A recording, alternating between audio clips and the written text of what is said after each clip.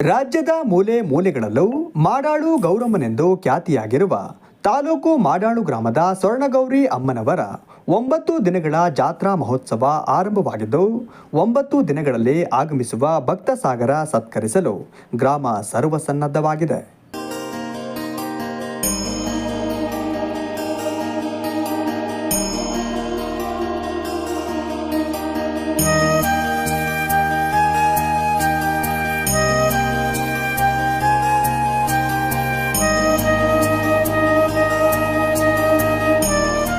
ಅರಸೀಕೆರೆ ಪ್ರಸನ್ನ ಗಣಪತಿ ರಾಜ್ಯಾದ್ಯಂತ ಹೆಸರುವಾಸಿಯಾಗಿರುವುದು ಒಂದೆಡೆಯಾದರೆ ಮತ್ತೊಂದೆಡೆ ಇದೇ ತಾಲೂಕಿನ ಮಾಡಾಳು ಗ್ರಾಮದ ಸ್ವರ್ಣಗೌರಿ ಅಮ್ಮನವರು ವಿನಾಯಕ ಚೌತಿ ಹಿಂದಿನ ದಿನ ಸ್ಥಾಪಿತವಾಗಿ ಗಣಪತಿ ಆಗಮನಕ್ಕೆ ಮುನ್ನುಡಿ ಬರೆಯುವುದು ಈ ಹಿಂದಿನಿಂದಲೂ ನಡೆದುಕೊಂಡು ಬಂದ ಸಂಪ್ರದಾಯ.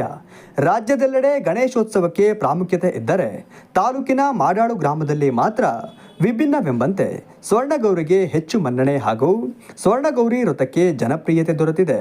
ಈ ಹಿನ್ನೆಲೆಯಲ್ಲಿ ಸ್ವರ್ಣಗೌರಿಯನ್ನ ಪ್ರತಿಷ್ಠಾಪಿಸಲಾಗಿದೆ.